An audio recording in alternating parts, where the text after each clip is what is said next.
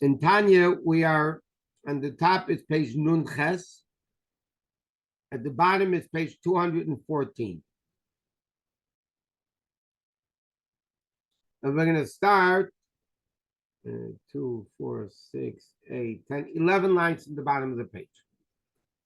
Just to recap what we learned last week in Tanya, now Rebbe is explaining that you need fear, you need love, but at the same time, it's not only the two weeks. Now you need fear and you need love, but the Rebbe says you shouldn't only doing it for yourself.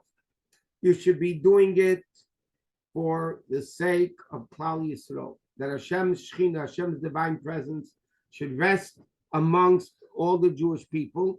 And he said, this is the definition of Shem Yuchad Kusha Brichu Shchinte. You know what? I'm sorry, we didn't get this far. We're going to start on top of the page, 5 lines down from the top. Okay, so the last thing we explained, we give a whole explanation what Chassidus says about what we say, L'Shem Yichud, Kutsha Brichu Shchinte. When we do a mitzvah, or we say the bracha Baruch Atah Hashem Elokeinu Melech HaOlam, or we do all these things. Bottom line is, when a Jew does a mitzvah, they're actually connecting one level of godliness, a unity with another level of godliness, Kadosh Baruch Hu and Shechina, and then that's the masculine and the feminine. And we learned last week at great length that when there's a unity, separate, if the male is separate and the female separate, you cannot have children. When there's a unity between the male and female, then you reproduce. In order for godliness to be revealed in the world more than it is on a regular basis, so then there you have to cause a unity in the masculine levels of godliness and in the feminine levels of godliness, the givers and the receivers. And then when there is that unity between giver and receiver, then you reproduce and you create a greater revelation of godliness in the world. So he says that's what a Jew should do when they do a mitzvah, the realization, like we said, that's the definition of L'Shem Yichud Kutsha Brichu, to unite the level of Kadosh Baruch Hu, which is the 6 spheres of Atzilus and Malchus, that should happen. Okay? So he says like this, Mikomakim, nevertheless, 5 lines in the top. Yesh l'chol adam, every person should accustom himself to make it in a way that he does it, to accustom himself. The kavana zu in this kavana. In other words, anytime you do a mitzvah, the Alter Rebbe says like this. This is a lofty intent. To think I'm doing a mitzvah because I'm going to unite, that's fear of godliness. That's fear of godliness. It's a very lofty level. And we're not seemingly akin to it. We're not shaykh to do it. Nevertheless, the Alter Rebbe says we should try. A person should accustom themselves in this intent. In other words, when you do a mitzvah, think, what am I doing now? I'm causing a greater level of godliness to come into the world. And he says, even though it's not really true, that's not what we really feel in our heart, for real, that he should really want this level. I'm doing a mitzvah because I want godliness to be revealed in the world by uniting Kadosh Baruch Hu and Shechina. It's a lofty level. And it's not real. Mikama came down to Rebbe says like this. The reality is, a little bit you do mean it. You mean it a little bit. Ma'at mizeir, a little bit. Chayfetz liba, his heart wants to do it. Be'emes, for real. Why? I'm going to read a few lines and explain it. The natural instinctive love, Shabalev Kol Yisrael, which is innate within the heart of every single Jew. La says Kol Mashu Rotzen El Yim Baruch Hu, whatever Hashem wants. We mentioned many times that the Rambam writes, based on the Gemara, that a Jew wants to do, really, a Jew wants to do what Hashem wants him to do. And therefore, when a Jew says, I don't want to, remember we learned you beat him up until he says, I want to. Oh, we explain what the Rambam says. Why could it be he want to, he doesn't want to?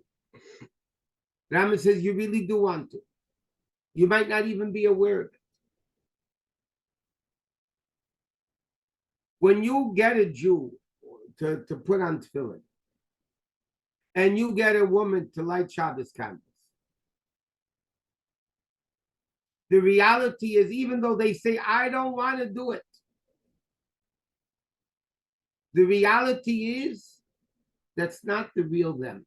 They really do want to do it. Why? Because the neshama itself, by nature, has this instinctive love of Hashem. And in neshama, a Jew wants to do what's right. Like we said many times, the Rebbe told this guy that came over to the Rebbe and said, Rebbe, I don't believe in God. So the Rebbe said to him, the fact that you say you don't believe in God doesn't take away from the fact that you really do believe in God. Why? Because every Jew, the Gemara says, Maminim b'nei Maminim. They're believers, the children of believers. The guy screams, I don't believe. That's not him. So the Rebbe says, this level that a Jew should want when they do a mitzvah, to bring godliness into the world by creating that unity of godliness, and they want to bring godliness into the world. He says, even though it doesn't seem to be real, but it is real. It might not be an awareness of the reality, but he says that's the nature. And then the Alter Rebbe says like this: the yichud zeh, and this unity that a Jew accomplishes when they do a mitzvah, Huritzeinei ho'amiti, is the real will. That's the real will. Of the person, not only of Hashem. This causes the unity in the higher spheres of the highest world, Atzilus, which is accomplished by awakening from below, by the unity of the godly soul, and it's becoming one with the revelation of God, which is in the Torah mitzvahs, that he's occupied. Meaning like this. Let's pick a mitzvah of tefillin. Okay? Tefillin is the will of Hashem that a Jew should do a mitzvah. That means the mitzvah of tefillin is the will of Hashem. That's what Hashem wants. Therefore, when a Jew does a mitzvah, whether he's aware or she is aware of this or not, his soul or her soul is becoming united with that will of Hashem, which is in that particular mitzvah. And just like Hashem and his wisdom are one, so when you learn Torah, you're learning God's wisdom, you're uniting with the intellectual level of godliness, even though that's infinite and our minds are finite. The same thing when a person does a mitzvah. The bottom line of it is their soul, the godly soul, which is now enclosed in the animal soul, which is living to do the mitzvah, that Jew becomes one and united with Hashem to the highest level of godliness. Because let me explain another basic fundamental aspect of Chassidus. To combine two, we learned this a number of times already. To combine, connect two opposites, the only way of connecting two opposites is by tapping into something which is above both of them.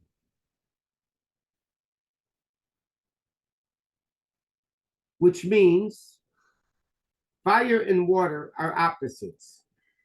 It is impossible to combine fire and water.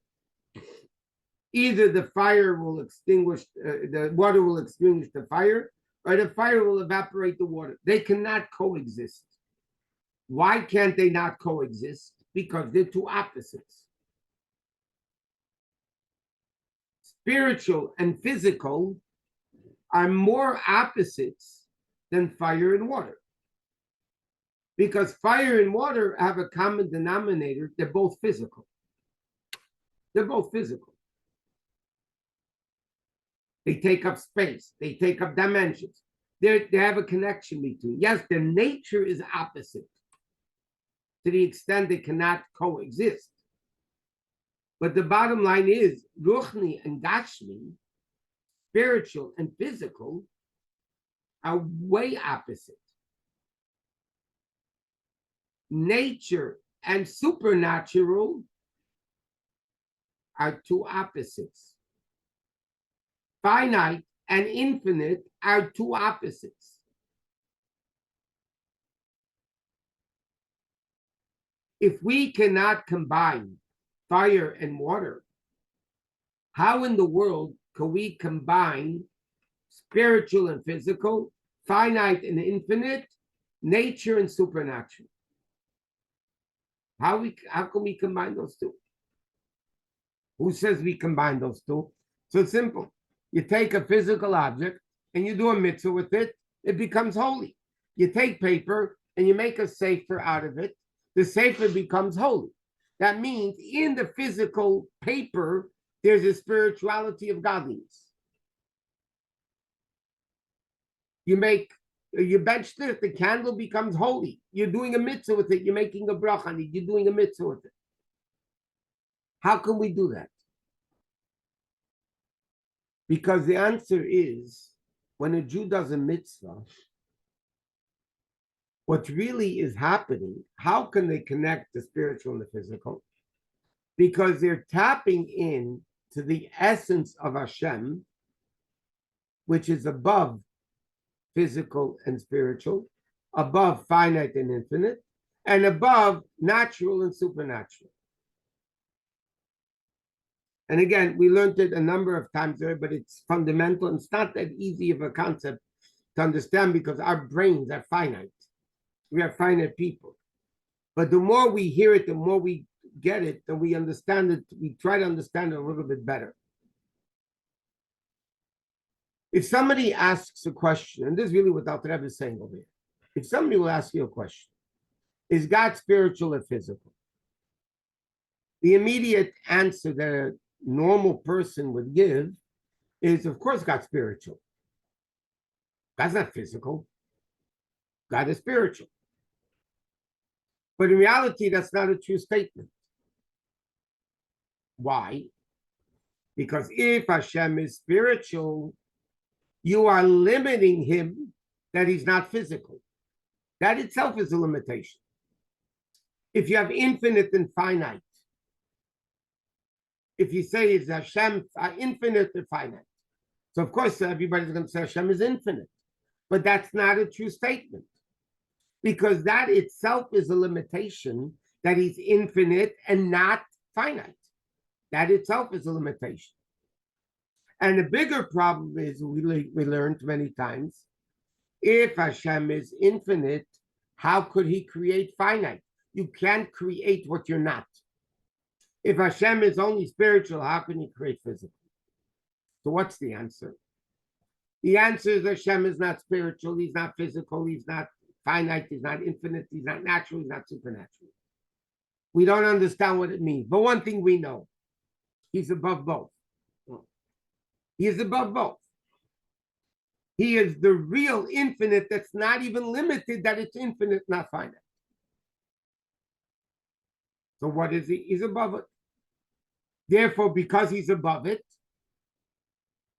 he can make spiritual, he can make physical, he can make finite, he can make infinite, he can make nature, he can make supernatural. And not only can he make them, but he can put them together. Because where he's coming from, spiritual and physical are not opposites.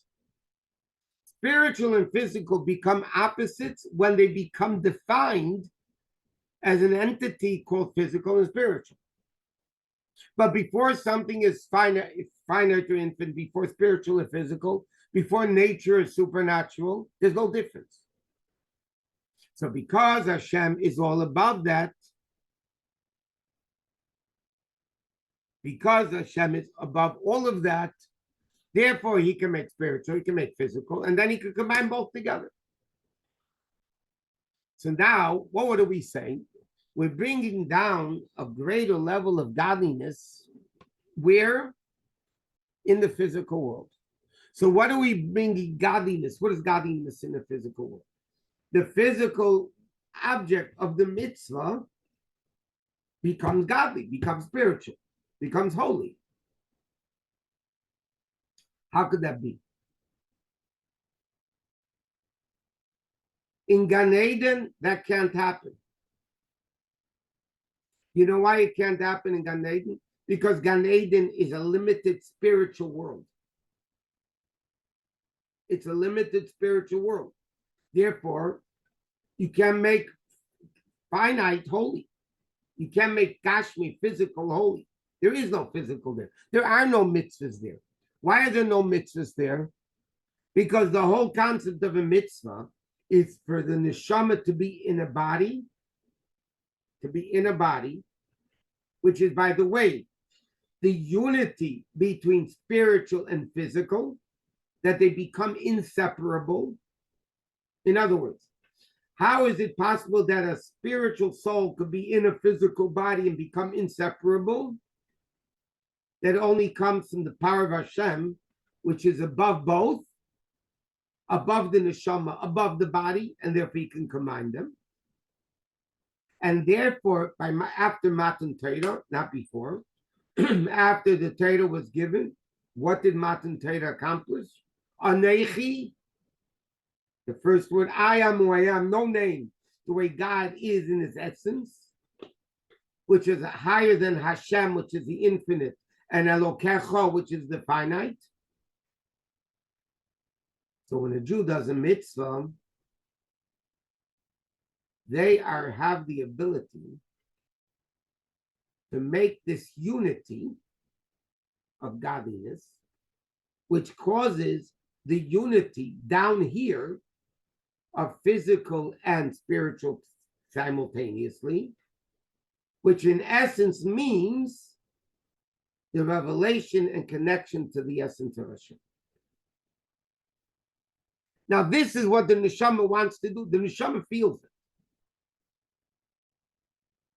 When the Bill Parashah was going out to the cities teaching Hasidus, so he asked the Mittel Rebbe, but they don't know what I'm talking about. They don't understand these are deep concepts. Maybe I should stop. And the Mittel Rebbe told him, the neshama understands. The neshama hears it. You're talking to the neshama, and that wakes up the body. The neshama getting turned on, stimulated, will influence the body to do better. So in other words, Alter Rebbe says, what happens when a Jew does a mitzvah? They might not know what they're doing. They might not even realize it. But he says, reality is, this is your nature of the Jew. The nature of the neshama is to want godliness to be brought into the world. Therefore, in Gan Eden, there are no mitzvahs because you don't have a physical body to be able to connect the spiritual and the physical simultaneously. Because in Gan Eden, it's already defined as a spiritual world. This world is non-defined yet. You have spiritual, you have physical, you have a neshama, you have a body. That itself is a joint event of physical and spiritual together. The Alter Rebbe said we should try, even though this is a lofty kavanah, what we do when we do a mitzvah. Nevertheless, Alter Rebbe says every Jew should try it. You know why? Because in reality, that's what you really need. That's what the neshama really understands. We might not. Our brain might not. Our heart might not. But he says this is what Hashem wants. And he says, V'yichud zeh, this unity of Gashmius and Ruchnius, Hashem in the world and all that, Uretzeinei Amiti is the real will of the person. V'hainu, Yichud ha'elyon shebatzilis, we are causing the unity, like we said before, between Kadosh Baruch Hu and Shechina, which are the 6 levels in the Malchus of Atzilis. Hanasa, which is only done B'serusa de Lasata, only with awakening from below, meaning our avodah, by the yichud nefesh ulekis, by the unity of the godly soul. This galus be'er Hashem amlubish b'tei mitzvah yisrael that they're doing the Torah mitzvahs. V'hoyu lachadim mamish, and they become one. The person and the godliness become one. And then he said, because through this, misyachdim gamkein, we unite the source of Torah mitzvahs, the wisdom of Hashem and the will of Hashem, which is HaKadosh Baruch Hu, in Makar Nafshi, or the kiss with the source of her own godly soul, which is called Shechina, which is Mamala Kolamin, the permeating level of godliness, the limited level of godliness, Ubachina Seviv Kolamin, and the encompassing level, meaning the infinite level of godliness. So to put it into simple language, okay, just in a practical level, when a person does a mitzvah, they accomplish something that in the realm of world, in the realm of humanity outside of Torah mitzvahs, cannot be done. Because how can we make something physical holy, which is again the unity of physical and holy, which is more opposite than fire and water that we can never put together? That is when a Jew does a little tiny mitzvah and he realizes, this is what I'm doing this because this is what Hashem wants me to do. Because Hashem wants a dwelling place down here. Hashem wants to bring Kedusha in this physical. This is what Hashem wants. And you can't ask why he wants. Like Dr. Rebbe says, on a taiva, on a desire, you can't ask why. It's no logical explanation. But what we have to understand from this is what we accomplish by a Jew doing a mitzvah. When a Jew does a mitzvah, man, woman, child, they accomplish, especially over Bar Mas mitzvah. What they accomplish when they do a mitzvah is a phenomenal concept. They are uniting spiritual and physical together. No other thing in the world could do that. As we said many times, scientists can extend life.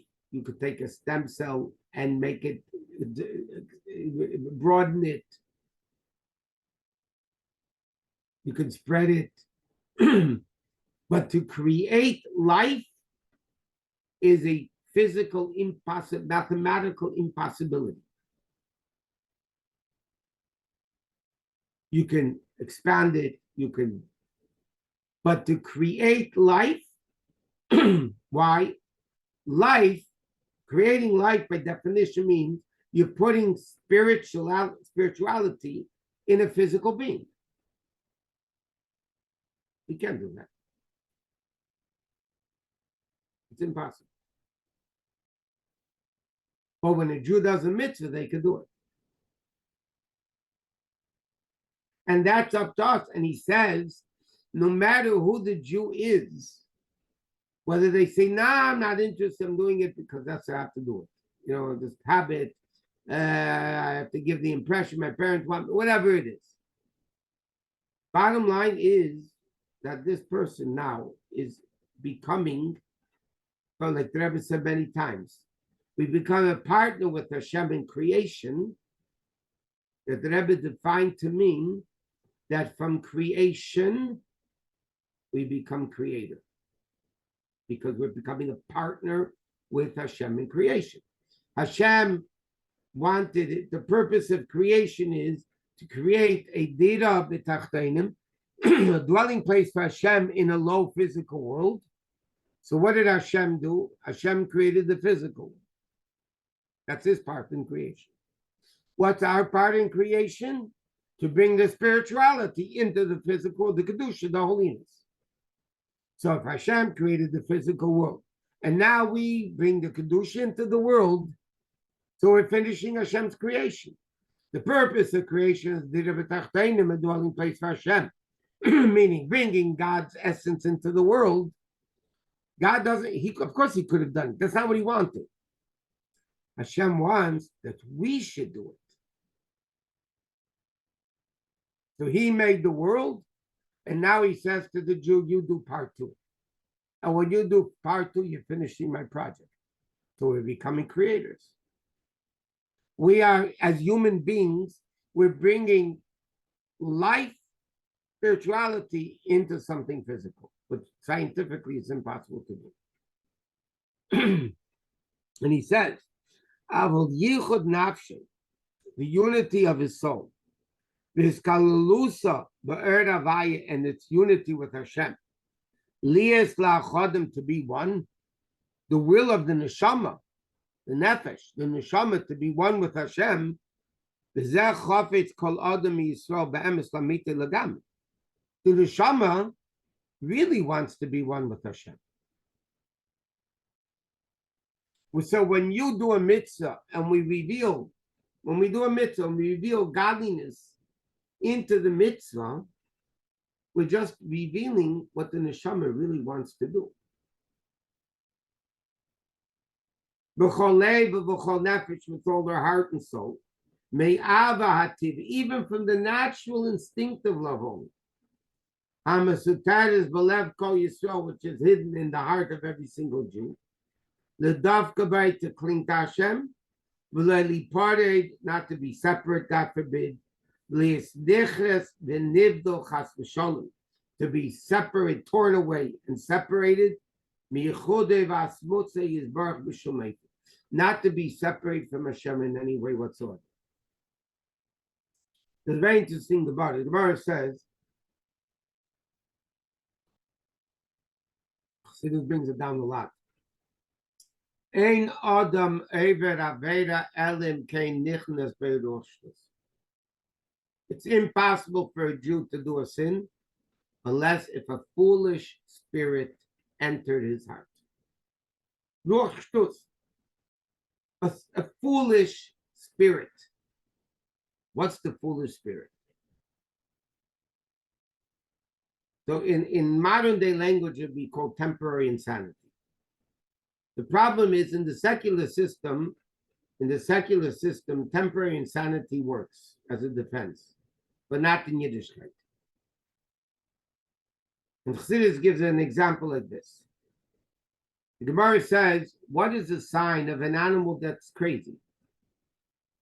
What's the sign of an animal that's crazy? It will jump into a fire. That's what the Gemara says. A healthy animal will not just go jump off a cliff. A healthy animal will not jump into a fire. A healthy animal will not put themselves in a dangerous situation. Their instinct doesn't allow them to do it. An animal that's willing to throw itself into fire, jump off a cliff, is called halachically a crazy animal. It's not a normal animal. So Chassidus explains, a person, when they do an Aveda, the reality is that is spiritual suicide. Our lifeline is Hashem. We do an Aveda, we cut the lifeline. As Alter Rebbe explains in great length in the Gersa Tshuva and Tanya. We cut the lifeline. We cut the lifeline, we die, God forbid. So what is Avi Aveda? Every Aveda is spiritual suicide, jumping off a cliff, jumping into a fire. That's what every Aveda is. So to say a person wants to do that, the Jew doesn't want to do that. Not the neshama of the Jew. The neshama of the Jew realizes that any time they do one tiny little Aveda, they are completely separated from Hashem completely. Completely. Oh, we could do tshuva. But at that moment, they're completely separated from Hashem. Which explains what the Mishnah says, Aveda, Gereres Aveda. The Mishnah picks up, it says, one mitzvah drags another mitzvah, one Aveda drags another Aveda. Why? Why should one mitzvah drag another mitzvah, one Aveda drag another Aveda? So Chassidus explains very simple. When I do a mitzvah, I become holier. I become connected to Hashem. Once I'm connected to Hashem, I'm holier, then it's easier to do another mitzvah because I'm holier. And then when I do the second I'm holy, I'll do a third mitzvah. And the same thing is in reverse. Aveda means avar. He's transgressing from Hashem. He's leaving Hashem. Once a person does an Aveda and they cut the lifeline to Hashem, so then on a much lower, they feel godliness less. They cut the lifeline. So automatically, if you're lower, then it's easier to do an Aveda. You're on a lower level. But Daldrev is saying the nature of every Jew is not to do that. The nature of every Jew is to be connected. And he says, the neshama of a Jew and the body of a Jew is willing, afilu b'nef mesiras nefesh mamish. Even with self-sacrifice, they're willing to die, not to bow down to an idol. Why? Because the Jew knows bowing down to an idol means I'm giving up godliness. The reality is every sin is Avodah Zarah. Every sin, you're worshiping idols. The thing you're sinning, you're worshiping instead of doing what Hashem wants. And he says, not only that, the Eisekatera mitzvahs vatfilo, Torah mitzvahs and davening, which are, by the way, the three pillars of the world, ugamkein inyan mesiras nefesh mamish, is also self-sacrifice. Kamei betzeisim in aguf, similar to when a person leaves the body. The Malay Shivim Shana, after 70 years, that David HaMelech says the lifespan of a person. When he doesn't think anymore about bodily needs after he dies. So it's getting late. Let me just explain this outside, and next time we'll see it inside. Now, the Rebbe is explaining that when a person, what's Mesiras Nefesh? In a simple vein, you die. You give up your life for Hashem. The truth of the matter is, what happens when you die? You're not thinking about world anymore. Every mitzvah that we do, you do it properly, then we're only thinking about God at that time. We're not thinking about the body. We're not thinking about our desires and temptations. We're learning, we're davening, we're doing a mitzvah. That's what we're thinking about. So in essence, we are dying from the worldly temptations at the time we're doing a mitzvah. You do a mitzvah properly. So you're concentrating on the mitzvah. You're concentrating on the learning. You're concentrating on the davening. So that moment, you're not at all involved in worldly things. So that's similar to Mesiras Nefesh, like you're dying. You're giving up your life for that. I just want to answer, somebody wrote before a question. So if God's above it all, God's not masculine, feminine, whatever it is. Truth of the matter is, even though, as everybody knows, I assume personally, that's not necessarily correct, that God is a white male Ashkenazi. That's my personal opinion. But the reality is that God is not male, he's not female, he's above it all. He's above it all. You say God is, but it's interesting. In certain times in Torah, Shechina, which is one of the concepts of godliness, is feminine. There's names of Hashem that are feminine, names of Hashem that are masculine. Why? Because Hashem is above both. In the revelation of Hashem, there's the way God reveals as a giver, and God reveals himself as a receiver. That's the difference between Kodesh Baruch, which is a giver, and Malchus, which is a receiver. Okay, anyway, this week is Shabbos Mevarchim. Again, Monday is Rosh Chodesh. So Monday night there'll be a class of Mitzvah Shem and Parsha. So then everybody have a great Shabbos. We should only hear good news all over the world.